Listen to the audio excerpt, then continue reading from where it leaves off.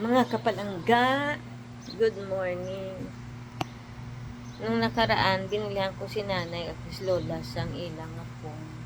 Naman si lola, may kubada na iyalikod. Di, naluoy man ako. Ng tigulang, higda lang sa tiga nga salog sang katre.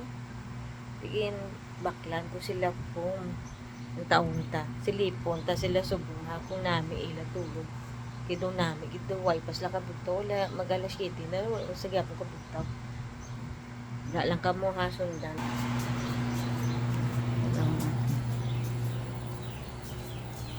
Hinahinay lang ako. Ilang taon ko. Nagluto na ako gani saging. Tapos wala pa. Hinahinay lang ta.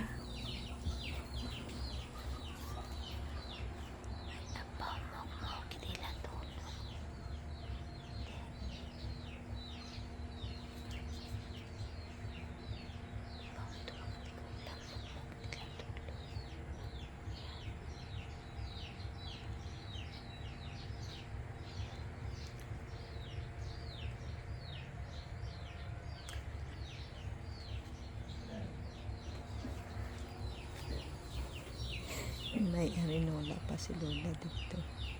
Sa susunod baklan ko na siya nga pwede siya magpungko bala. Isang ano na daw kumod bala. Sa sunod baklan ko na siya. Kita niyo tulog na mga tigulang. Hasta subong tulog magyapon sila. Ay, te. Lipay na ta. Kay katulog sila mayo. Te.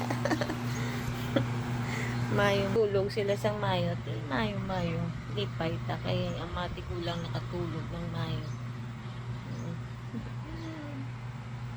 Sa sunod naman ang baklon ta sa kay lola ang kumod lang. Pwede siya magpungko. Hindi siya magkatin-katin to sa rinola ya.